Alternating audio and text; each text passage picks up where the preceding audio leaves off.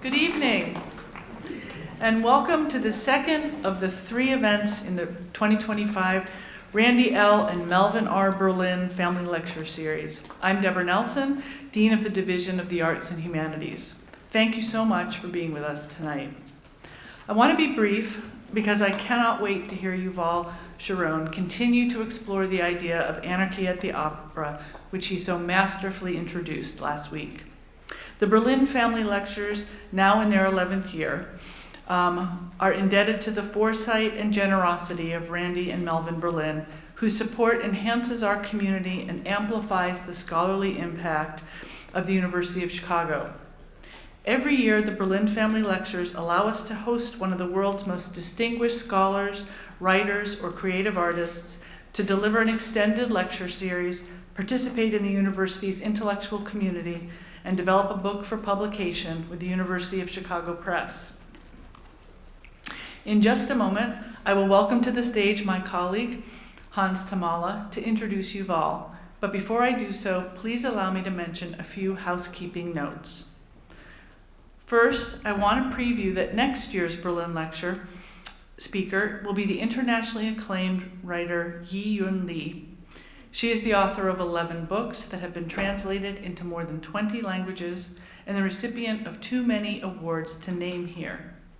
Dates for the 2026 Berlin Family Lectures will be announced soon.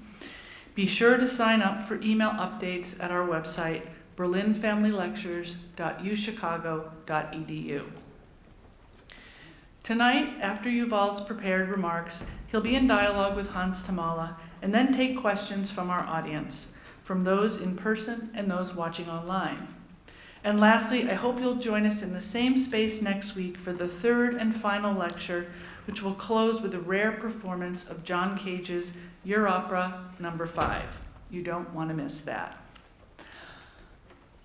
Hans Tamala, who I am so very happy to see in person since he's been in Berlin for the year, joined our faculty last year as the Helen A. Regenstein Professor in the Department of Music and the College. He is a remarkable artist, an inspiring teacher, and a truly wonderful colleague.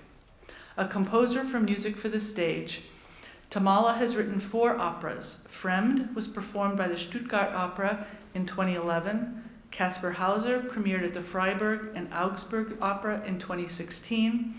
And then the 2 operas, Dark Spring and Dark Fall, were both performed at the Mannheim Opera in 2020 and 2024, respectively. He is the recipient of many, many awards, including the Christopher Deltz Prize, a Guggenheim Fellowship, and a 2024 Kusevetsky Commission from the Library of Congress. This academic year, he has been a fellow at the German Academy Villa Massimo in Rome. Without further ado, please join me in welcoming Hans Tamala.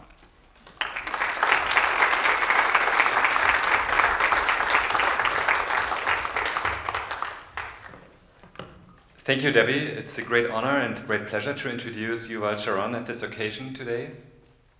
And anybody remotely familiar with the field of opera, reading about Yuval Sharon must immediately recognize that his biography is clearly one of the most distinguished imaginable, both in regards to quality or standing of achievements, but also in just pure quantity of his creative output. He has won a MacArthur Genius Grant, was Music America Director of the Year 2023, and he won the Götz Friedrich Prize 2014, which is one of the most important awards for younger directors in Europe, if not in the world today. In Europe, he had created new productions for some of the most established opera companies, such as the Bayreuth Festival, where he produced Lohengrin in 2018, the Vienna Staatsoper or the Frankfurt Opera. And in the US, he has produced such groundbreaking works as the Reverse Order La Bohème, about which he quite fascinatingly writes in his book, and Orfeo at Santa Fe, but he also has developed an incredibly broad catalog of contemporary works and projects, often in collaboration with some of the leading composers of our time. Sharon is both active as a stage director and as a director/founder/creator of opera institutions. He was co-artistic director of the Industry in Los Angeles and has been director of Detroit Opera for several years now. As I'm sure most of you know, he has been announced as a director of the Met's New Ring production, probably the most impressive, and if I may add this, the most intimidating assignment a theater artist in this country can receive here. For me, it is quite fascinating to see how Yuval Sharon moves seamlessly between what one could say mainstream opera and the truly experimental endeavors, and how he seems to have both the force and the sort of Ulysses-like wit to bring the most experimental ideas and production processes to these, what we used to call super tankers of opera, because they hardly are able to change their course into the slightest uncharted territories. But Yuval Sharon is not only a director and producer, but also an author, as we know, and we will have a book signing event after this, of his wonderful book, The New Philosophy of Opera, which I highly recommend. It is a window in his quite unique thinking about opera and his way to constantly sort of question and redefine the relevance of this field today. But it is also, or mainly, an attempt to share his enthusiasm for the new and experimental. And I read it a bit like a seduction into opera as something that can be new and different. Before I give now the floor to Yuval Sharon, I want to make two very brief personal observations. I remember that I was very excited when I first discovered his work several years ago. And I had often felt that a bit disappointed that the really innovative projects in American opera, for example, the collaboration between Peter Sellers and the early John Adams, or Philip Glass and Robert Wilson, but also the sort of more fringe or off the mainstream projects of Meredith Monk and somebody like Robert Ashley, that these activities never really made it into the mainstream or never really changed its course. And Sharon's appearance in the field marked a fundamental difference for me, because from the beginning he had sort of the genre as a whole in his focus. His works are never just sort of one-offs of visionary storytellings, but seem to ask more generally, what does story in opera mean today? Whose story? In what works, what forms? How do we need to transform institutions, opera companies, production processes? And the second aspect I want to point out, it is, I think, clear that Yuval Sharon deeply reflects on the two elements which in the dialectic relationship seem to drive opera as an art form, which is the work and the institution. But when I started reading his New Philosophy of Opera, I noticed a third element about which he seemed to deeply care, which is the audience. And he does not bring up the audience in the way that opera conservatives sometimes sort of call upon this strange body, and in a way to argue against presumed expectations or wishes of the audience against modernization.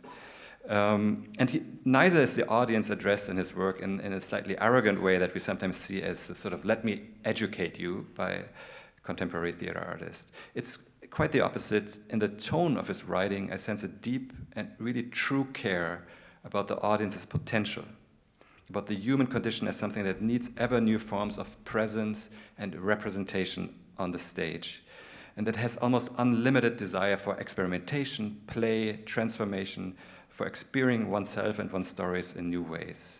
And this deep and true belief in the audience and its potential can be experienced in both his writings and his work, and I find it very inspiring. I look forward now to Yuval Sharon and what he wants to share with us tonight. Thank you.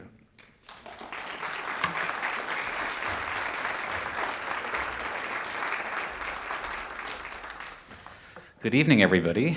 Thank you for that beautiful introduction. I'm so honored by that. And tonight's lecture is entitled, it's still about anarchy. So if you were here last week and you were hoping I was going to change the topic, I'm sorry to disappoint you. But you came back, so here we are. Let's keep going on this topic and go into what I've called Burn Down the Opera Houses is the name of this particular lecture. So just to recap, last week I looked to define both anarchy and opera as a method to articulate what the two concepts have in common.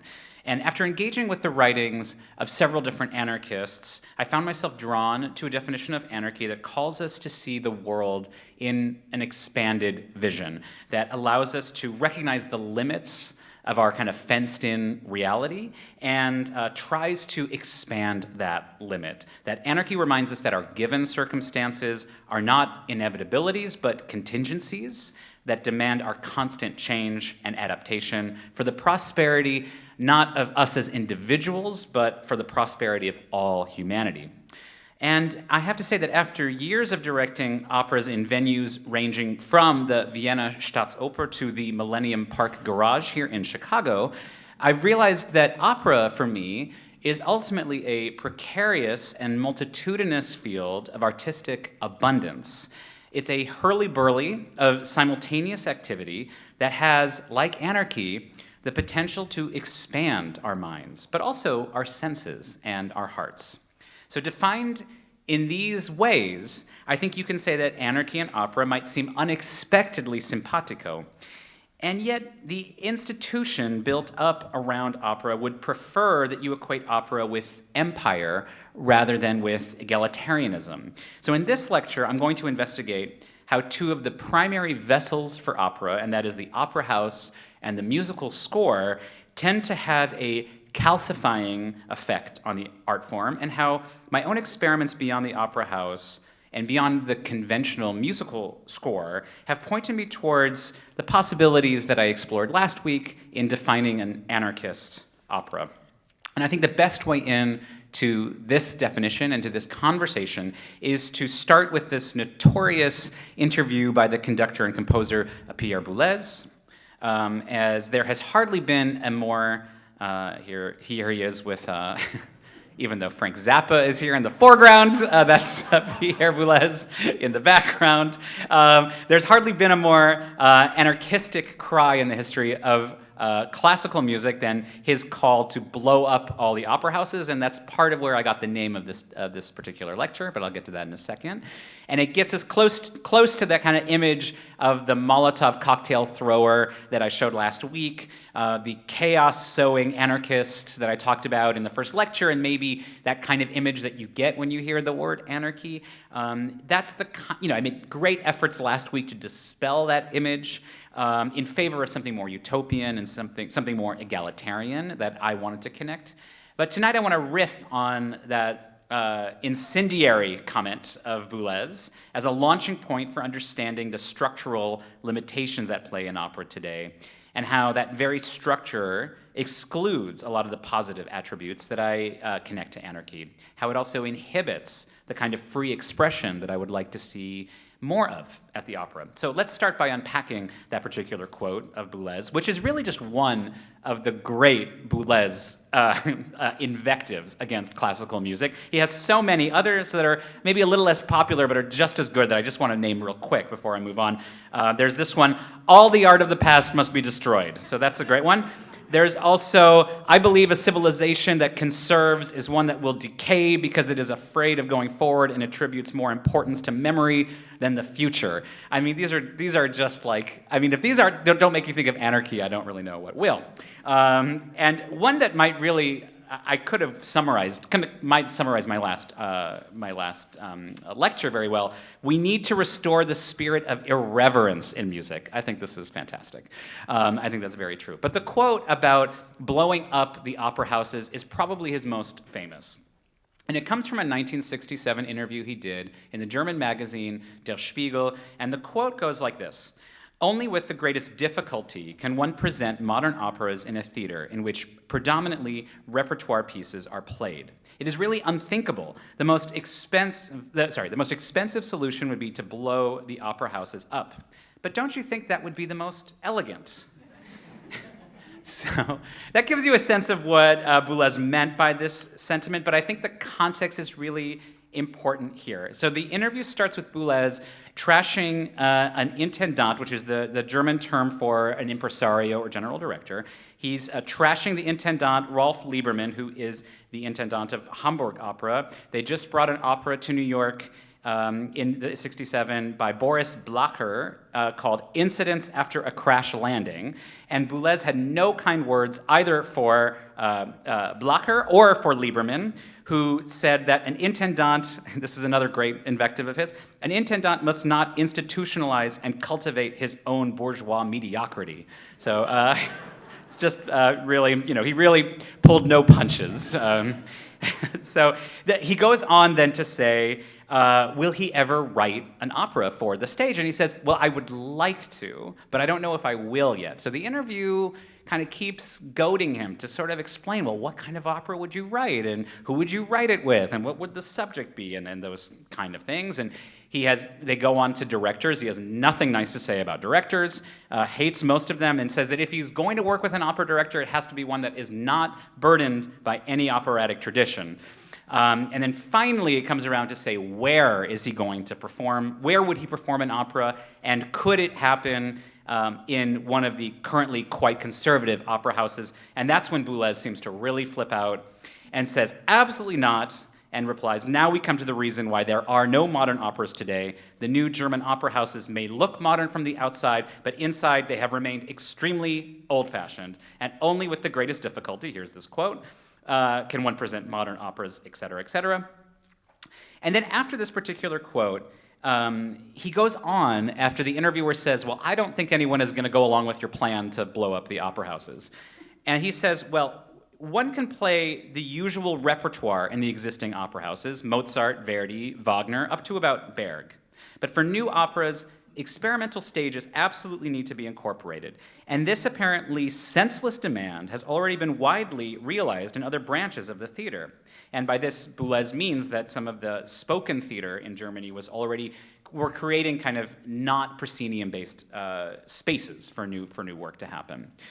And he continues to say, the burden of having to present a, quote, successful opera or, accessible opera, no matter what, would happily fall away. And on such a small stage, you could risk everything, while the big opera houses could continue to exist. So this is really important because he kind of is giving away that he doesn't actually want to blow up the opera houses. He is saying, you could preserve the opera houses, just give us a secondary space where we could try new things, where we could experiment. Then, as it says here in this quote, the big opera houses could remain. So in a way, it's kind of like a ransom rather than a rallying cry. Build up an experimental space for me, and then you could do whatever you want with all the old repertoire as you'd like it. So I have to say, when you look at the context, it's actually a little disappointing because it's always presented as like, go to the barricades, blow up the opera houses. But when you look at it more carefully, in the end, it's kind of a bit of advice on practical matters. Like it's not as much a philosophical demand for new beginnings as much as a really kind of more practical advice about how to create more experimental pieces. So I'd like to revise the quote. And say that and just go out and say that I do not believe in blowing up opera houses. I consider that an act of violence, and innocent people are likely to get hurt if you do that. So, what is left behind in that situation is a crater. So I'm not advocating for that. However, if you burn them down instead, then what you get is actually an act that could be considered more of a phoenix-like approach, something that could allow for something new to emerge. And also, to be totally honest, we could consider it symbolically, okay? We don't need to actually go through it literally. But I think there's something to be said about burning akin to the control burn of an overgrown forest. If you're unfamiliar with the term control burn, it can sound really paradoxical. Like, how do you control a fire? Kind of like anarchic opera, probably. The act of control burning, though, is planned under specific conditions to achieve ecological and land management goals, including ecosystem restoration, improving wildlife habitat, and managing invasive species. And control burns in nature remind us that, at least according to National Geographic, that fire can be rejuvenating. It returns nutrients to the soil in the ashes of vegetation that could otherwise take years to decompose. And after a fire, the additional sunlight and open space in a forest can help young trees and other plants start to grow. Some plants, such as certain pine species, require fire before the cones or fruits containing the seeds can release them. These cones or fruits need fire to melt a resin that holds the seeds inside, and as a result, without fire, these species cannot reproduce. So what a beautiful image to consider for the opera, which is, how can we think that maybe every few years, like the forest, if we find a controlled way to do it, how do we allow new light to enter into the overgrown dark wood that has grown? That's the sense I'm going to explore in the remainder of this lecture. But we'll also look at least at one theater that was supposed to have literally burnt down as an aspirational act of transformation. So when I posit burning down the Opera House as a way of clearing growth, you can see that resonance right away with the anarchists who advocated for the constant flexibility and the constant reorganization of social power to ensure that society does not get rigid and become exploitative. The so-called anarchist environmentalist Murray Bookchin, who I mentioned in my last lecture, even used the example of the controlled fire as a model of human interaction in our habitat. In his essay, Second Nature, he writes about the Native American custom of controlling fires as an example of mindful cohabitation with the natural world. Bookchin's vision of peaceful, anarchic coexistence focuses on our organic growth with only the least necessary control applied to ensure mutual survival of all species. In fact, there's also a whole branch of anarchists known as the evolutionary anarchists, following in the footsteps of Pierre-Joseph Proudhon. Proudhon was the first to call himself an anarchist, but after surveying the catastrophic results of the French Revolution, where violent insurrection was replaced first by a repressive government and then by a society that equated freedom with private ownership, he began envisioning a society that would become more cooperative by degrees. And the anarchists that followed in his wake advocated for gradual and nonviolent methods, in contrast to the revolutionary approach of the more notorious anarchists. Those methods include direct action and cooperative initiatives, the building of mutual aid networks, and developing alternative institutions. And those are the type of anarchists whose slogan might be something like, burn it down, but keep it controlled. And I would say that that's where I situate myself in the spectrum of anarchy, and especially as it relates to operatic anarchy. So to think about the metaphoric burning down of the Opera House, let's think about what the architecture of the Opera House really represents as a restrictive force for the creative process. I've covered some of this ground in a chapter on site-responsive work in my book, A New Philosophy of Opera. And in that book, I talk about the proscenium arc as defining the way that we engage with live performance, the same way that we sort of do with a film, as something that happens behind a frame. And the proscenium arc, if that's an unfamiliar term for some of you, it's the threshold that demarcates the world of fiction from the world of reality. From the spectator's perspective, it precedes the scene, which is where we get the word proscenium. It's proscenium, meaning before the scene, and it masks all of the machinery that creates the illusion of theater, all the lights and whatnot. And almost all operatic performances take place safely behind this archway that creates a picture of a faraway and floating world. And this is a picture of the very first proscenium arc that was erected by the Duke Ranucci Farnese in Parma to celebrate his son's wedding in 1619. It needed like an extra level of spectacle, so it needed that sense of the far away, it needed that sense of the illusion, and so he decided, let's create an archway where we can hide all of the mechanisms that we're going to lift and lower all of the machinery. Now, when you go to visit Renaissance and Baroque theaters, all of their proscenia are just so extraordinary and glamorous, and they have the names emblazoned of the generous benefactors who built them, and you can't help but notice how awful the sightlines are from anywhere because of this proscenium. It becomes so enormous, and so it stands in the way of actually seeing the stage. Which would be an impossible frustration in our theaters today. I mean, look at the theater we're sitting in right now. Nothing blocking your approach of this particular stage. And there is no proscenium here in this one. So this is a lovely, this is part of why I feel so comfortable in this particular theater, because there's no gap between me and you, really, just this slightly heightened stage. But when you have this proscenium, you are erecting a distance. And then in opera, you have the additional distance of this huge gulf of the orchestra pit that separates you, the world of the stage and the world of the performance. The other thing that happens with the proscenium is the employment of a perfect vanishing point of perspective that can be appreciated only from one real space. If you can't quite tell in this picture, I'm really realizing it's a bit blurry, but the illusionistic space created by the columns and then the backdrop really can only be appreciated if you are sitting right square in the middle, which is the seat of power. It is the central spot for really the king. And in that spot, everything is perfect. And everyone else around there is getting a skewered view of reality. And now think what it must have been like to be a member of that society, and you're sitting there with the king, but you are reminded of your place in society very, very powerfully, because there you are all the way off to the side. You can barely see the show while the king is enjoying it absolutely perfectly. And this is how the architecture of the theater becomes a perfect mirror of the kind of society that king is wanting to impose on society. And this is part of how these architectural spaces actually embody a kind of ideology. It's therefore a kind of silent contract with the audience. And attending theater becomes a rehearsal for being in the world, where the space where we view a representation of society prescribes a model of reality, not so much for the world behind the proscenium, meaning that world of fiction, but for that world in the audience.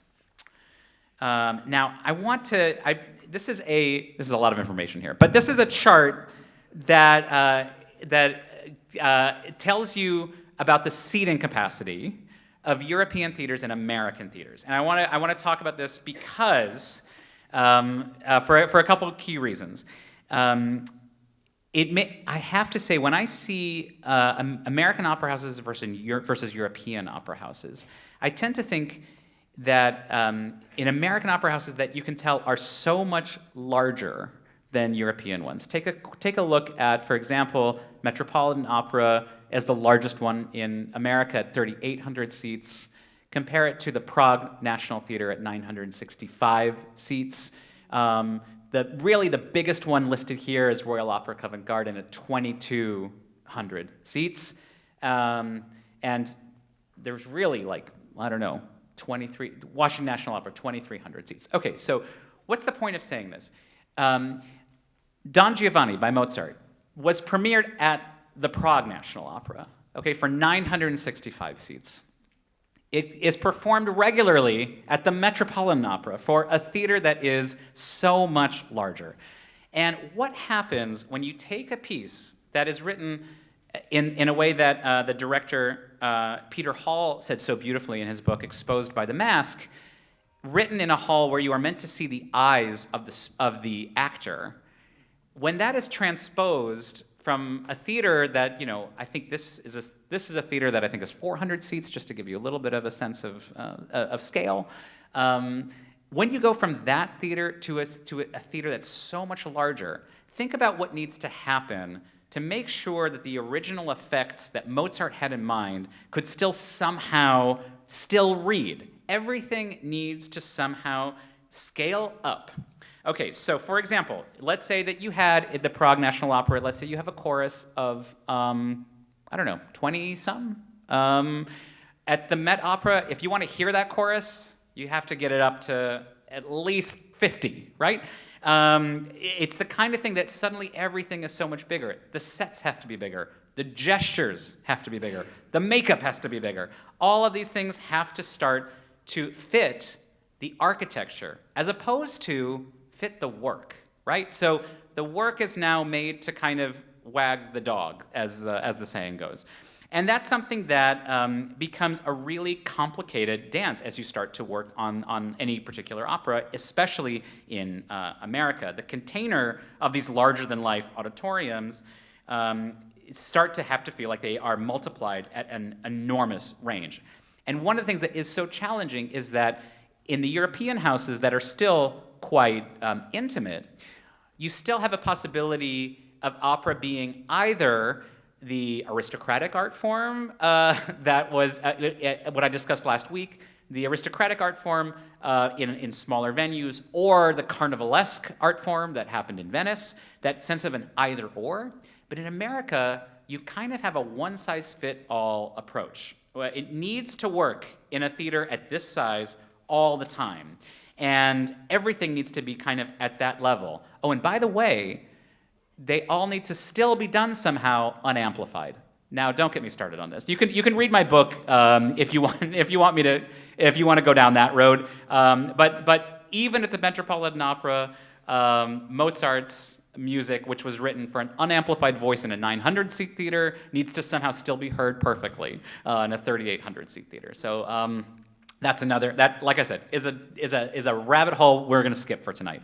But if that operation on stage is elephantine, imagine what happens behind the scenes. The operation around a 4,000-seat auditorium is so outsized and requires so many micro levels of management that these theaters start to resemble small countries. Rehearsals and rehearsal planning start to take on the precision planning of a military maneuver. And I've once been asked to discuss with a completely straight face exactly what will need to happen on stage from 2 o'clock until 3:30 on a day 3 years in the future. As if I am supposed to know at this moment, with an urgency, with an utmost urgency. Hours of chorus time or hours of orchestra time translate into fixed operations that start to treat these operas more like kind of cookie-cutter products of some grotesque assembly line. And the only way to create in these circumstances is to resign yourself to this kind of hierarchical model that I showed last week. This is something that I discussed in terms of opera, which has so many different authors, at least so many different interpreters, that this feels like an imposition on the nature of opera. But when you have so little time and you have such big forces at play, you find yourself by default needing to go to this because at least you can get it done. At least it can happen in this kind of period. And that's how we got to a state that can echo the anarchist David Graeber in his book with David Wenger, The Dawn of Everything, which I referred to last week. How do we find ourselves in such a restricted position that we're all committed to an art, when it is that we're committed to an art form that can be so many different things, so many possibilities. And so that's why I became motivated to explore site-specific opera, especially with a company I founded in Los Angeles called The Industry, and performing in situations with no proscenium arc. And that's where I sought an escape from the limitations of the force perspective by putting opera in moving vehicles, in train stations, in parks. And I'm going to talk about one of the productions in just a bit. But part of that is escaping some of those restrictions to see if what could happen, instead of working backwards from the theater into the work, letting the work dictate everything about the realization.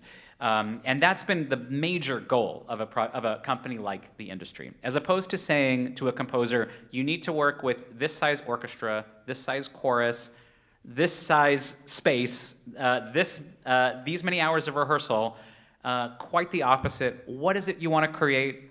Where do you want to create it? Who are the right forces for it? Everything gets dictated based on the wish of the people who are creating. And it has resulted in a very different kind of operatic experience. Now, the other very strong alternative to site-responsive work like The Industry would be an alternative like the Bayreuther Festspielhaus, as a theater that was created as something oppositional to everything that was happening in opera in Wagner's day. Now, I mentioned last week that Wagner and Cage, as unlikely, this is probably the only lecture where you're going to see a picture of Wagner and Cage on the same slide. I'm going to talk about both of them, but in this lecture I'm going to talk about Wagner, and next week's is all about Cage. I have to say that Wagner, one of my main takeaways, one of the main things I hope you'll take away from this, if you don't already know, I know there are some true Wagnerians in this room, and so this will not be news for you, but for some other people who really associate Wagner with right-wing fascism, Wagner was a tried and true anarchist. He was absolutely considered a politically dangerous person as this wanted poster, a real wanted, this is not AI. Some of the other images were AI, I admit, but this one is not. This states right at the top, a politically dangerous person, but not for a right-wing ideology, for his connection to anarchism and for his participation in the Dresden Uprising of 1849, which was a turbulent finale to a year's worth of uprisings in the city and political agitation. He befriended the anarchist Mikhail Bakunin. Bakunin was one of the very first anarchists who came to Dresden in March of 1849 and would later be considered the chief instigator of the riot of 1849, who apparently rented an apartment across the hall from Wagner and infuriated Wagner's wife, Minna, at the time because the two would constantly be drinking and making hand grenades together. And 30 pages of Wagner's biography is dedicated to Bakunin. So he wasn't just a passing acquaintance. Wagner was really inspired by this particular anarchist. Bakunin is best known for his text, God and the State, which picks up on Marx's 1844 line, "Religion is the opium of the masses." And he makes the twin authorities of church and state a narcotic that humans must overflow. This is a line from this particular book, which is basically a revision of Satan, and thinking of Satan not as we commonly think of Satan as the origin of all evil, but actually the best friend of mankind, because Satan is the one that encourages us to think for ourselves. And that is something that religion does not want us to do, according to Bakunin. And so that is something that religion was built up to suppress us from having our freedom of thought, the same way, to Bakunin, the state is trying to do as well. Now, I found this so fascinating because this happened, Wagner is interested and befriending Wagner and interested in these ideas exactly as he's writing his most romantic opera. In fact, he titled it Big Romantic Opera, Lohengrin. And this is the opera that I did in Bayreuth. And so I was thinking a lot about Bakunin and this anarchist impulse in Wagner when I was creating my production. And I'll just talk briefly about this production. Maybe in the Q&A, if there's questions, I could talk about it more. But there are two principal female characters in this opera. There is Elsa, pictured here, and there's also the character of Ortrud. And Ortrud is always depicted as this kind of evil influence on the impressionable, young, naive Elsa. And she kind of corrupts the innocent Elsa and ruins her chance for a fantastic marriage to Lohengrin. But in my mind, I really started to realize that Ortrud is depicted for Wagner the same way that Bakunin describes Satan, as the best friend of humanity, as the person who is actually trying to instigate for Elsa, to try to wake Elsa up from her kind of slumber, and to try and encourage her to think for herself, to ask questions, to not just blindly obey this new man. If you don't know the story, Lohengrin appears. Well, we don't know his name is Lohengrin. That's part of the suspense of the opera, is that he appears and says, "You must not know my name, but you must marry me anyway if I free you." So she says, "Okay, sure, that sounds like a good idea." Okay, no problem. But Elsa says, if you don't know his name, what else do you not know about him? And that plants the seed of doubt. And in a traditional production of Lohengrin, that's often seen as a kind of poisoning of Elsa's purity. But I really think that Wagner was actually saying that was an important moment of awakening for Elsa. And Act 3, when Elsa confronts Lohengrin and says, "This is not love. This is not what I am looking for. This is not a true and free love." And she resists it and demands his name. That's an act of liberation. And that Ortrud's responsible for it. Now, Ortrud, like a lot of anarchists, confuses, she lets the ends justify the means, and that's where I think she goes too far. The same way that Bakunin did, the same way actually that Wagner did in his way. But nevertheless, that impulse towards more freedom is what I think Wagner's actually trying to create here. And again, if you know the opera of Lohengrin, you also realize we're introduced in the opera to a total unification of a religious fundamental state where the king is always praying to God, and there's always these long prayers constantly.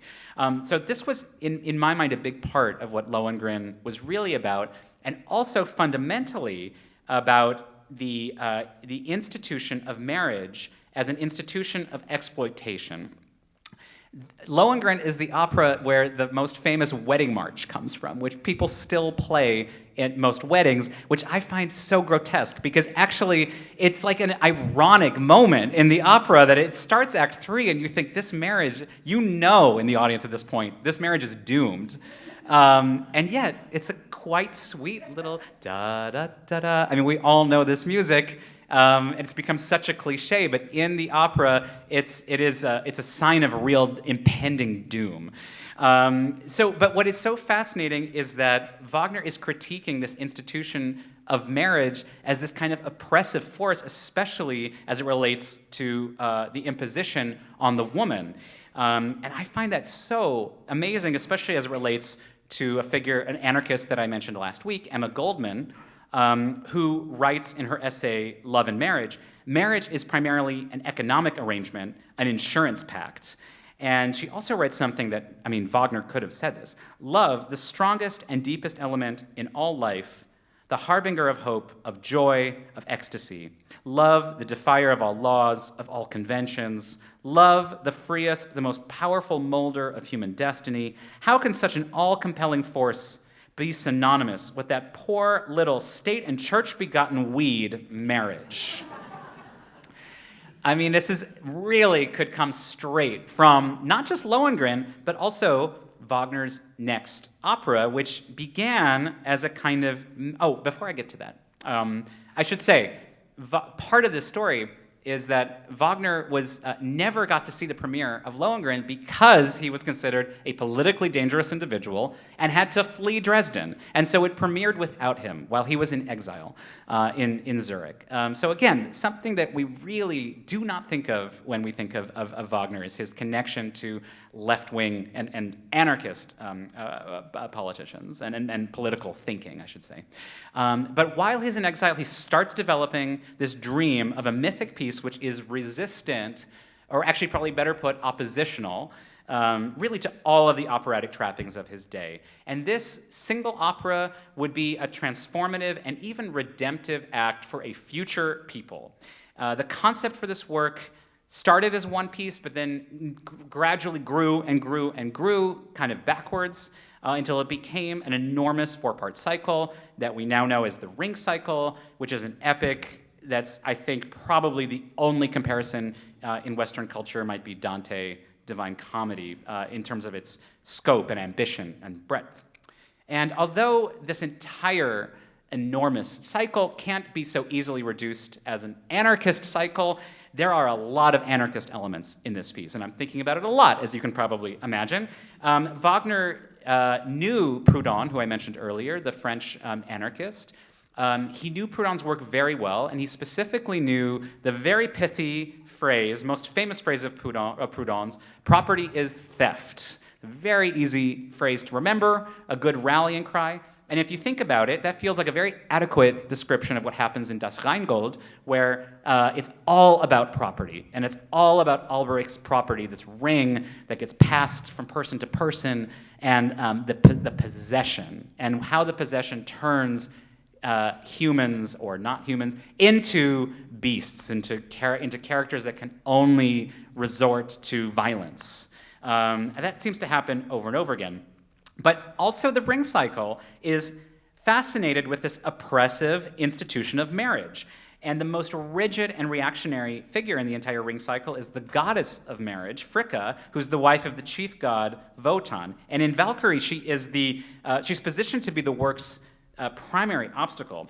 The last opera of the cycle, Götterdämmerung, my God, we have a double wedding in that, so you know it's trouble.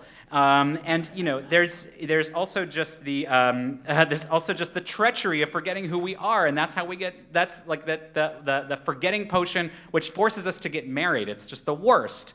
The one example of free love is an incestuous couple that defies the marriage bond.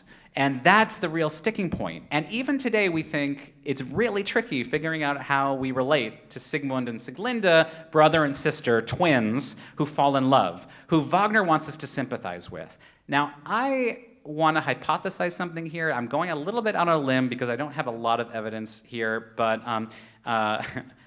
David, I know we will talk about this at some point, and if somebody here has some good proof of this, I really appreciate this. But this particular picture is of the German anarchist Max Stirner, who was coincidentally born in Bayreuth. And he participated in discussions with the young Hegelians and has this very famous book called The Unique and Its Property, published in 1844. And Max Stirner, the evidence is a bit murky, but it's believed that Wagner knew this anarchist's writing, and some even think that Wagner recommended Stirner to Nietzsche, who Nietzsche was very inspired by Stirner. Now, Stirner in this particular book talks a lot about incest, because he says that incest is something that is an example of what it means to break all the bonds of bourgeois common behavior, and something that we should also allow if it is the consenting choice of two adults. And he was, of course, being outrageous, maybe, but he's kind of testing his reader, saying, why are we so conditioned to dislike things with such a knee-jerk reaction? Why don't we think about it? Why don't we not just jump at this, but process it and consider what free love actually means? I don't think Stirner actually did act on any incestuous desire on his own part, but he did basically say that there are other forms of desire, much like Wotan does in Act 2. So the point being that anarchist thinking is all through Wagner, and maybe some of the things that we still don't understand about the ring cycle might only be understandable in relation to the anarchist thinking of his day. By the way, this is a picture of, if you're wondering what this picture was, that guy smoking and leaning was Stirner, drawn by Engels. So, Stirner was no slouch. He was around, he was in good company. If Engels is drawing a picture of you, you're not a forgotten member of society. But here's what I really want to get to. I was talking about architectures. I was talking about the architecture of the theater, and Bayreuth came into the world as the product of the ring cycle, because in 1850, as Wagner is imagining this ring cycle, this is a letter from Wagner that he wrote to his friend Ulrich in 1850, and he's describing this project. I would erect in a beautiful meadow near the town a crude theater of boards and beams, built to my specifications and equipped only with such decor and machinery as is necessary for the performance of Siegfried. At the New Year, announcements and invitations to all friends of the musical drama would go out to all the German newspapers with the offer of a visit to the proposed dramatic musical festival. Anyone who responds and travels for this purpose to Zurich would be assured an entree, naturally, like all the entrees, gratis. In addition, I would invite the young people here, university, choral societies, etc. When everything was in order, I would arrange, under these conditions, 3 performances of Siegfried in 1 week. And after the 3rd, the theater would be torn down and my score burnt. To those who had enjoyed the thing, I would then say, now go do the same. So, what a great letter. And safe to say that, unfortunately or fortunately, Bayreuth is still standing. If you read Cosima Wagner's diaries, you would be led to believe that it's because they had a lot of debts to pay, and so Wagner was then kind of forced to write a new opera, which was Parsifal, to kind of pay off the debts of making the theater in the first place. But of course, I think we all knew that once the theater was built, he was not burning this theater down, and he was surely not burning this score. Under Cosima's eyes, then, the theater, which Wagner imagined as something that was going to be incinerated as part of the first performance, started to become a little bit more like Lenin's tomb. Became a kind of mausoleum. And over the course of Cosima's unfortunately, very long lifetime, she really formed it into a a place of conservation. Again, we can think of Boulezz's quote at the beginning of being fearful of all cultures of conservation. That's what Bayreuth really did become. So I just can't help but wonder what would have happened if Bayreuth remained an act of imagination instead of an institution. Like, what would have happened if we could all have just thought, wow, wouldn't it have been amazing if we could have been there in 1876 for the first ring cycle, and we'll never know because it's gone. Now, maybe the score still exists, and we'll get to that in a moment, but that experience of what that theater was will never be repeated again. Now, it's early in my process for developing a new production for the Ring for the Metropolitan Opera, so I need to say two things here. One, because I know this is being recorded, I have no intention of actually committing arson in relation, I'm not going to burn down the Metropolitan Opera as part of my production. And the second thing, yes, thank you. The notion, though, I will say that the notion of burning away this work, which is at the core, it's at the kernel of the idea of what Wagner was interested in the beginning of this process. That is a fundamental aspect of what me and my team are discussing as it relates to the Ring cycle. So I'm going to have to leave it at that because we're still developing, but just wait because Goethe Dämmerung is 4 years from now, so give us a little bit of time.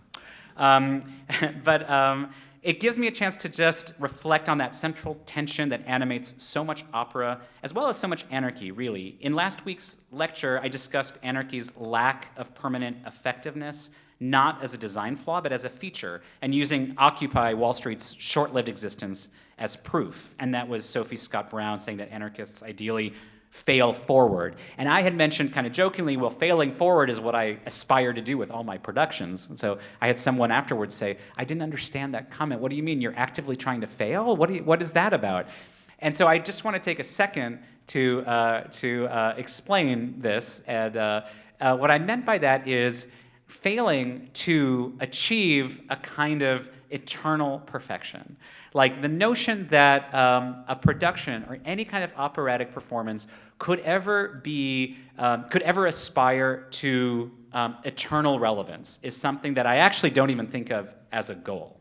Instead, I do think that operatic authorities would have you believe that they are tending an eternal flame. But the opera anarchist knows that a production is more like an emergency flare. It's brief, it's bold, and it's colorful, and it illuminates one possible pathway before it sputters out. And the idea that the theater would be torn down, as Wagner said, that might be easy to understand, because that's architecture, that's something material. But what about that second part? Oh, this is the flare. Sorry, I meant to show that when I was talking about the flare. This is AI, okay? This is an AI picture. Anyway, so the theater being torn down, I think we can understand that. But what about the second part of Wagner's letter to Ulich? The score will be burnt. So that gets to the point of the second edifice containing the music, and I'm realizing I don't have a ton of time left for this very important comment, so I'm going to see if I can move fairly quickly so I can leave some room for questions. I think even more than the opera house, there is this edifice of the score, which looks like this, as we all know. But, turn it 90 degrees, and it starts to resemble prison bars. And I think that the danger of the road veering 90 degrees is an ever-present one in opera. In many ways, the visual language of music invites people to actually twist those lines, and thereby twisting themselves into prisoners, if I can use some anarchist language for a moment. And for those of you that know the phrase, confusing the map for the territory, I actually think that's the best way to think of the relationship between the score and the actual opera, because the map is obviously not the territory, but a reduction. It's an impression, an approximation to aid in all communication. And it leaves out a ton of critical information in order for there to be room for interpretation. And like all communication, that interpretation does open itself up to potential misinterpretation, but that is also what it means to impress something into a two-dimensional space when what we're looking for is to unpack it into 3 dimensions. The score, in my opinion, is a two-dimensional map, but we confuse it a lot for the territory in opera. And that, I think, has come at the expense, really, of the interpreter. Very briefly, here's pictures of, the very dawn of notation was much more open-ended, and it reminds me of what Emma Goldman said, and I mentioned this last week, when she described that when she's talking about Ibsen, that it's not just Ibsen, but also the interpreter, that both of them work what she called a double channel that affects both mind and heart. And at the origin of opera, that is really how it used to be. This is a copy of the score of Monteverdi's Coronation of Poppaea, which you can see there's almost nothing on the page. And in my book, I talk a lot about the aria from Coronation of Poppaea, Addio Roma, which, when you look at it, looks so boring. And if you perform it with integrity and with your full emotions, is one of the great arias in all of operatic literature.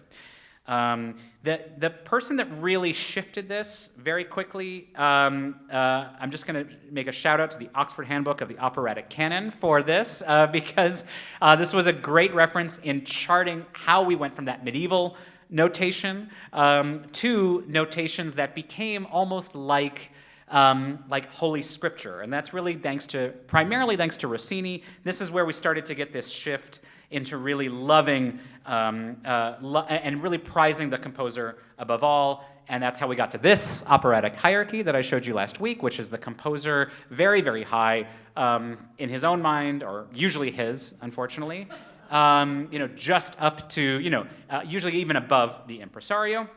And the thing is that why I don't like this is it reminds me of other forms of hierarchies that are very religious in tone. This is a picture of the mystical tree of life in the Kabbalah, for example. And this is a very similar sense of like a trickle-down effect from the top, which is the closest to divinity, all the way down to the lowly people who get the least reflection of divine light. Now, just as a brief comment, there was, for a while, a little bit of freedom left in the operatic score, which is known as the cadenza. Here's a picture of a cadenza from La Traviata. And the cadenza was a little carnivalesque moment of freedom that kind of broke away from the strict rhythm of music and allowed the singer to, the orchestra usually drops out and the singer gets a little bit of freedom. And this used to be an improvised moment. And today it's really quite rare. I'm really sorry that I think I'm out of time for this, but I have this amazing clip of Edita Gruber playing this scene in which the cadenza starts to become something so anathema to opera that it can only be used to show people going insane. And I wish I could play it, but, well... I mean...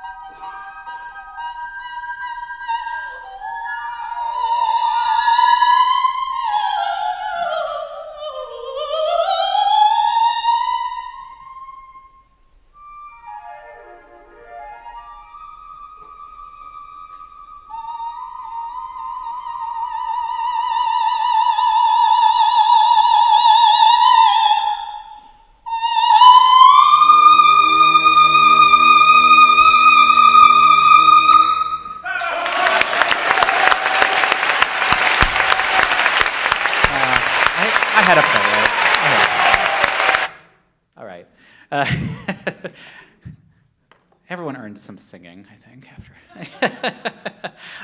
Now, here is what I wanted to briefly talk about with this. This is now, cadenzas are now a very familiar trope in operatic language at this point. So Donizetti, who wrote Lucia di Lammermoor, knew that this was something he could rely on his audience to understand.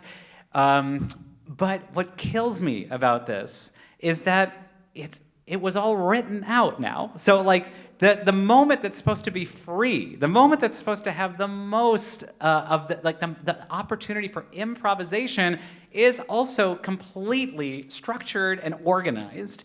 And that makes me insane. And I just wish that those were moments that we really did let singers rip and let them really show their own personality in really strong ways. I miss the sense of improvisation in opera. I feel like there is something missing in this world that everything is so hyper-controlled. And it doesn't have to be always musical improvisation. I do wonder about maybe there's scenic improvisation to make up for the fact that the machinery of the music can't always change. But why not some musical improvisation as well? Surely jazz ensembles with their loose structures that let each instrument step forward and riff freely, that surely gives us an example of what musical forms might be like if we introduce improvisation into these structures. And I have to say that this leads me to one thing to call back to Pierre Boulez because funny enough, in that same article that I mentioned, a 1967 Spiegel interview that Boulez did, he actually talks about an opera that I don't know anything about, Günter Schuler, an opera called Visitation, which fused jazz with Schoenberg's 12-tone techniques.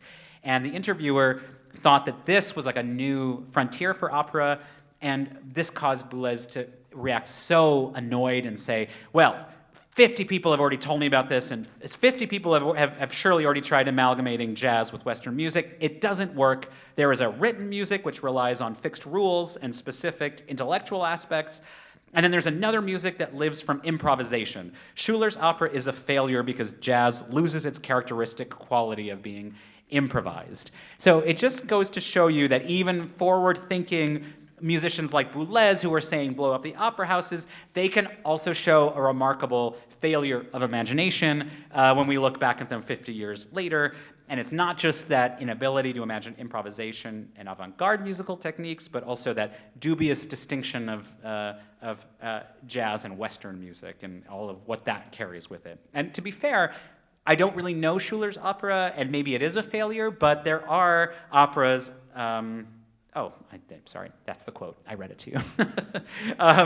There are operas like Anthony Davis's X, The Life and Times of Malcolm X, that do manage to fuse improvisation and 12-tone techniques. And as a last story, before we turn it over to question and answers, I want to give you an example of where I did introduce improvisation in many ways and where it absolutely saved my butt as a director. This is a production that I did with my company, The Industry, called Sweetland. And this took place outside in temporary structures. It was a very complicated story to describe.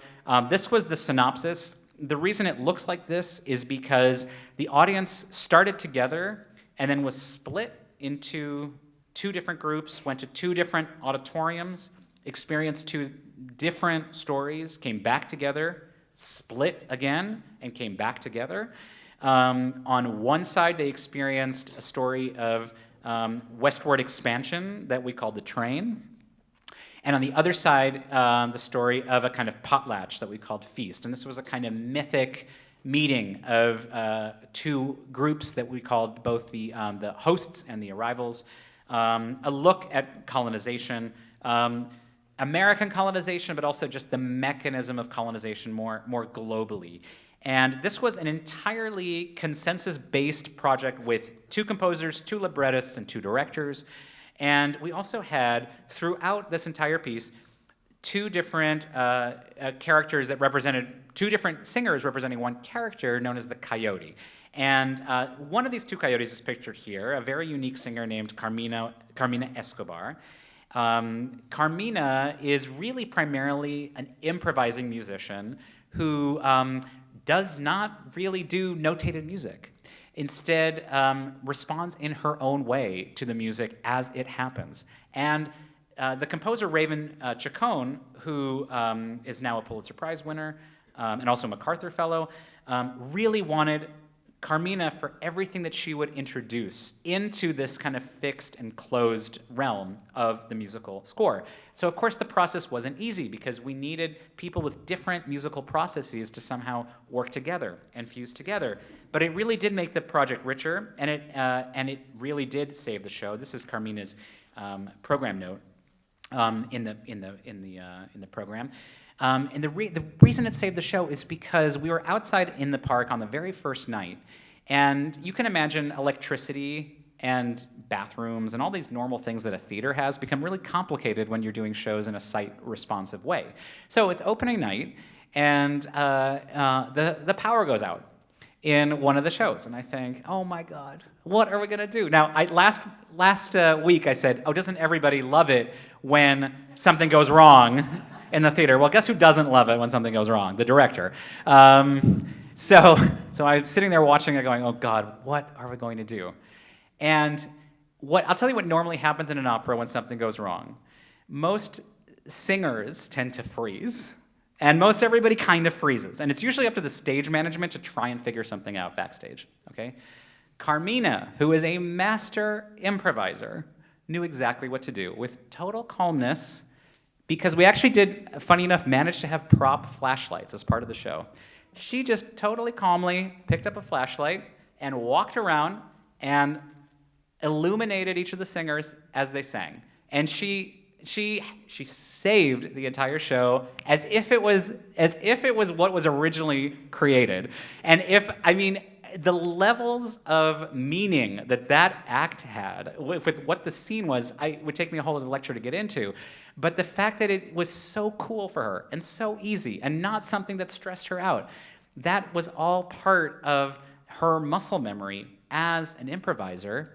And what I want to say is that this form of hierarchy that I showed last week, when you have this form of, let's say it's not even a hierarchy, obviously. I should obviously rename this slide.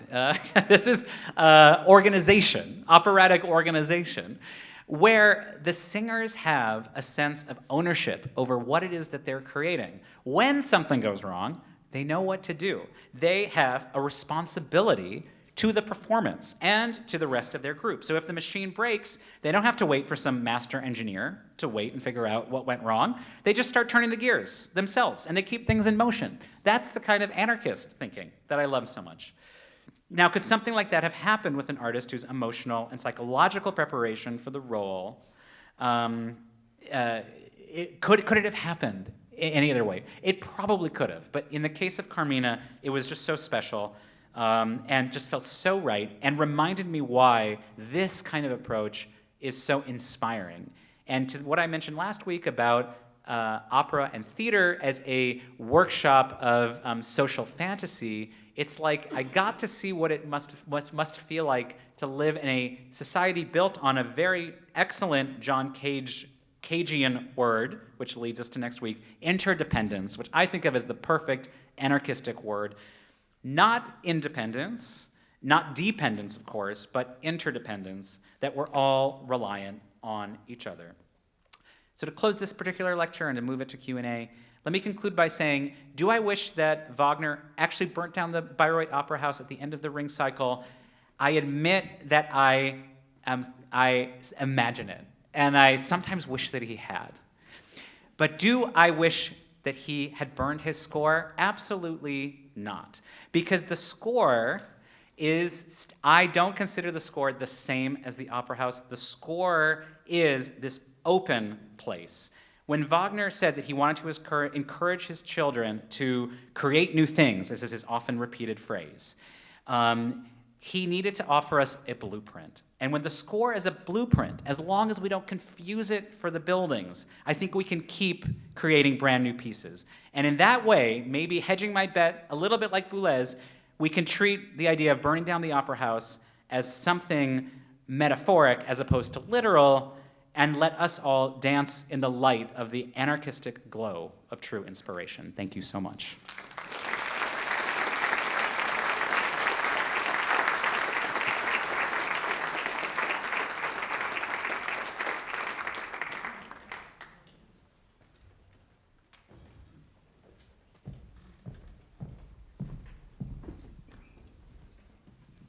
Hello. Thank you very much, Yuval. Fascinating lecture. So much to question about and to talk about. Thank you. We come now to the part of the Berlin lecture, which is a Q&A, and I have some notes here I've been given about sort of the procedure.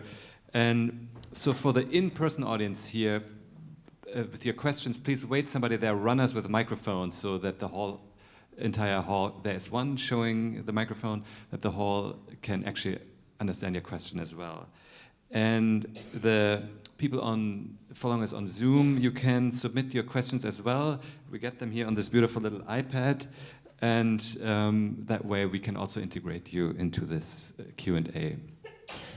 But maybe I am allowed to ask the first question. Yes, since of course. Yes. I'm hosting this here with you. Really quite fascinating. But let me play devil's advocate here for 1 second, because obviously, as somebody who is I'm a composer in the field of making art and opera, trying to make it experimental and innovative and new, we always live in this contradiction that we have a bit of feel really sort of constricted by the tradition, but we are also terrified by the idea, what if it goes, what will go with it? To be more concrete, particularly in a time where complex culture is under attack. If we take all these institutions away, maybe nothing follows, or something even more restrictive or worse. And I think as a composer who writes new music, I always have this feel, maybe even more that with the structures and the production process of orchestras who are so limiting into making new art. But at the same time, I'm afraid if we would blow them up and burn them down, then we can't even listen to Beethoven anymore. So I'm curious what you say about this. It's a very valid point, and I think it's a fair worry to have. On the other hand, if that inhibits us from making large-scale changes that can actually keep this material moving forward into the future, then I think we have to face those fears. I think there is ample history of companies and institutions that come and go.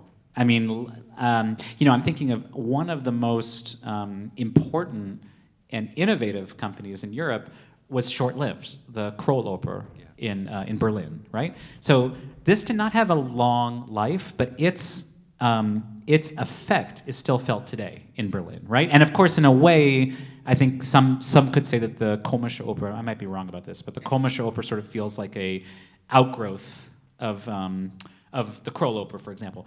I might be wrong about that, but wait, David's nodding, or sort of. So anyway, but that's great. Like we don't need to know. It's nice that we know that what the Kroll-Oper is, as we're interested in history. But the average person doesn't need to know that necessarily. Now, what if the Kroll-Oper, for example? For those of you that don't know, this was like a really experimental company in Germany that was always like really politically, like I always imagine it like if Cabaret had like an operatic sequel, it would be about the Kroll-Oper. It'd be like come to the Kroll-Oper instead of come to the Cabaret. So it would be like that, And it was always so out there politically, so of course it needed to be closed down. But how great that they went there, and who did that inspire? So I mean, I write in my book that we just shouldn't be afraid of things potentially like what's worse, like holding on and watching a slow death of something, or letting something maybe die so that it can be reborn in some other way. That's the burning down. That's the control burn idea. Is like maybe some things do need to, and I say all this reminding, for people if they weren't here last week, I'm not saying there's no like hacksaw or like chainsaw, excuse me, like that I'm wielding. It's not about like cutting like Doge style. Like I'm not, like that's not what I'm interested in. It's not about that. It's more about like clearing the way for truly not just when new things can emerge, then also the old things take on new resonance and take on new meaning. So like if you're worried about Beethoven, like the best thing to do is make sure that there's like a hall and a theater and an organization and an audience that loves music that is like clamoring to hear Beethoven. That's what I would think. And sometimes it means making hard decisions, and that can be scary. Yeah, no, thank you. And again, I'm kind of playing. I'm not really worried about Beethoven. I feel he's just gonna do fine. The Boulez quote that you and the aesthetics that stand behind it, which you kind of deal with interestingly, both ironically a little bit, but also I think his modernist agenda still drives you quite a bit. And I'm not sure if you're aware, there was a famous lecture by Luigi Nono about the contemporary music today in Darmstadt, where he attacks both Cage and Boulez, not a name, for this radical modernism, the anything goes on the Cage side of improvisation, and then the complete, like, burning everything down and starting from scratch on the Boulez side. And he said, actually, ghost written by the very young Helmut Lachmann at that time, important opera composer too. He argues that we need a more dialectic relation to history, that just starting from scratch is just going to create new institutions, which, to be honest, we see a little bit with Urkam, or these institutions that come out of Boulez practice, and that we need rather maybe more guerrilla sort of approach, like turn the opera house upside down, which is probably more expensive even than burning it down. I'm curious, how do you feel about this? I think that's so true. I mean, I don't agree with Boulez's idea that we don't need the past works anymore. And I've spent a lot of time working with works from the past, but I try to think about them as works of the present. And that seems like a radical idea for a lot of people. That these actually, I don't feel beholden to what the pieces were. Mm-hmm. I feel totally obligated to what these pieces are right now. And of course, as I kind of mentioned, you kind of have to posit like the future every time you're working on these productions and thinking, well, what is this going to mean in 2 years? Yeah. Like this ring cycle is starts in 3 years. So it's like, what do I want to say in 3 years? But I have to start planning it, but I have to kind of project the idea. And that's way more important to me than than the 1876 ring cycle, or even the when was the last ring cycle? 2008 at the Met. Anyway, that's not as important to me either. No, 2028, excuse me. 2028 through 2030, like that's my responsibility, is this work in that time. So yeah, I mean, I think you're right that, and it doesn't mean that past reception doesn't matter. It just means that like, okay, it's there, and it's like I'll take it in, and then I kind of have to like forget it. Mm-hmm. And yeah, so it's a complex relationship. Right. I think you're right that a cut and burn is challenging, but where the thing is though that in American opera houses, I think so many of us are familiar with American opera houses, like it's so much about recreation of the past, and that's where I think we're really stuck. Yeah. Like that I still feel like we're still advocating for something that in Europe is so accepted, or maybe, or more accepted, or whatever. But I find myself in Detroit very frequently, and I feel like I'm finding success in Detroit, just convincing people as to why why do we retell these stories, and why is there license in retelling the stories, rearranging the acts, or cutting the finale, or that kind of stuff. Like, why is that okay? Mm-hmm. And so we're still in the process of understanding opera as a form that is as flexible as I think it is. Yeah. Mm-hmm. I think we should open up now either to the Zoom questions or the live questions. There's so many live, so maybe we start with this. Yes, please, there. Well, thank you so much for the lecture. It was amazing, and frankly, your book it had me arguing with myself. So it was such a nice book, right? And I guess as I read it and kind of came to the end, I couldn't help but to grow concerned that you may not be going far enough, and as a result of not being able to actually transcend these contradictions, you may actually hand opera into the hands of the new elite or the elite of the future. How would you respond to, I guess, my concern? Well, that's a great concern. Yeah, I mean, I should watch out. I should make sure I don't do that.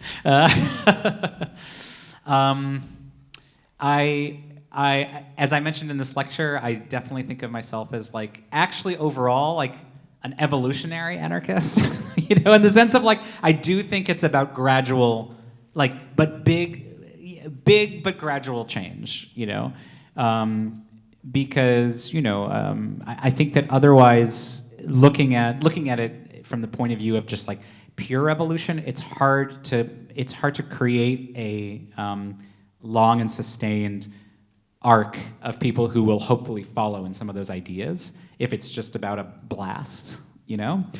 And it's part of why I really devoted myself to Detroit opera and said, you know, and we were talking about it, Hans, in the green room just before. As a stage director, I show up and I'm a guest for one opera.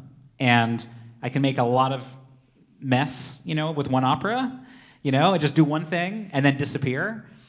And, you know, I think in the last decade I was realizing it's really hard to make significant change in the field at large if I'm really approaching the field as one-offs, you know? Because let's say I managed to do a piece that feels transgressive and exciting, but then the whole rest of the season is like productions that I kind of call the add water and stir type productions, which is like they open the box, you know, it's basically the same Carmen or La Boheme or whatever that everyone does. They walk on, they sing it, they leave, they clap their hands. That's it. You know. So if the season is all that, and then there's my weird thing, it's really hard to communicate then with your. It's hard to also build the audience for this kind of thinking around opera if 75-80% of it is one way, and then maybe there's one outlier. So I really realized that if I want to make change for this field, there's one way to do it, which is write books, you know? So I did that. And then the other way is to really commit to kind of leadership, artistic leadership. And so yeah, and thinking about it from an evolutionary point of view of growing an audience over the course of what's now been 5 years. And anyway, I don't know if I'm answering your question, but at least it's a way of saying that, like, that's a way that I'm hoping to avoid falling in a trap of a of not. Well, let's just say that, like, it's my way of trying to get to going as far as I want to go, and not trying to do it all at once, but seeing if I can get there little by little. I'm thinking about the ring cycle that way too, in which I'm just thinking like, okay, this is a 4 opera cycle. This is a long-term commitment. Like, we need to start somewhere where we can bring everyone along with us. But as we're bringing people along, like, how far can we take them? Yeah. Maybe we should take one of the questions from the online audience. And I know this is a very hard one to answer for you, but I'm curious how you navigate this. So without giving too much away, how is the current political climate shaping your approach to the ring cycle? Are there particular insights or reflections you've already identified that you hope audiences will take away from your interpretation? Well, there's no way that the political climate right now will not impact our decision making, because we're making those decisions now in this political climate. So it will certainly have an impact. Now, the thing that I can just tell you now that like, Trump will not be voted on. Okay, so like, right? So like, I for sure don't want to make it that obvious or that easy.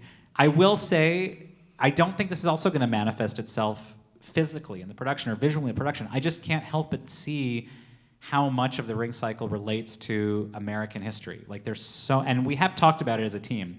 You know, there's so much about the exploitation of labor, exploitation of the earth, the notion of what happens as Wotan and the gods are coming in, and also Alberich and mining the earth and stealing, and robbing. It's always described as the robbing of the gold from the river. Like, there's a lot of that resonates with America, and we are supposed to be celebrating the 250th anniversary of America. So those things are in the air. There's absolutely no way that's not going to impact how we're thinking about the ring cycle and how we inflect the characters. But I really have to say, I don't think there's a single opera that we do now that isn't being influenced by the situation we're in. And if there isn't, then why are you doing it? Like, what is the point of just doing an opera that has nothing to say about our current moment? Like, there is the beauty. I get it. There's the beauty of the music. There's lots of reasons. However, you just have to think. People are. I mentioned this last week. People are coming in off the street with everything they've read, everything they've thought about. And when they come into the auditorium, they don't need to see that story reflected, but what are the ideas and the values and the fears and what is in the air, and how can what happens on stage be a conversation partner for what it is that they're experiencing out in the real world? And if there isn't an answer to that, then I don't know why you're doing it. Because you can do what is it? Daughter of the Regiment? You really are doing Daughter of the Regiment right now? There's so much to do. Everyone's time is so precious. Give us something that is going to, take us. That's my least favorite opera of all time. Is Daughter of the Regiment. I'll have the list too. But. That to me is a, anyway. And then you think that, and I do have to say that I look at opera companies that are programming material that wants to feel like let's think of opera as a refuge from what's happening in the world. And I don't want to discount the need for just sheer beauty in the world. We love that, for our spirits. I totally get that. But opera is a place to have it all. You can let your sense of aesthetic beauty, your sense of your spiritual side, and your sense of social justice and your sense of a better world. If opera doesn't try to do all of it, I don't think it should be opera. I think you should. There's movies there. You have a gazillion options now to just get one of those things. Opera should aim for all of it, in my opinion. I was being signaled that we have time for one more question. Sorry. Yeah, maybe if somebody could give.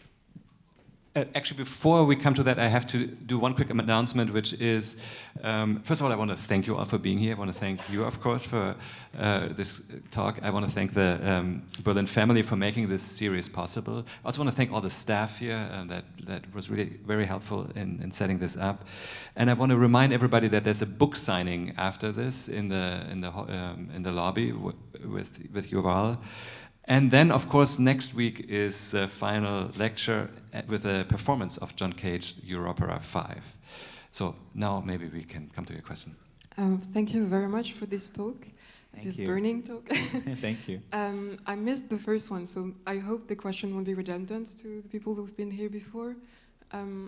Because you mentioned the core and architecture as being the limiting force toward opera, and would you say that maybe there will be more of a holistical approach? And so what do you think about also the libretto and the stories about this? And also on the other side, the relationship to the public. For instance, as we are today, all seated and calm and just listening, would you think that that's also maybe a theme to maybe delve more into the opera?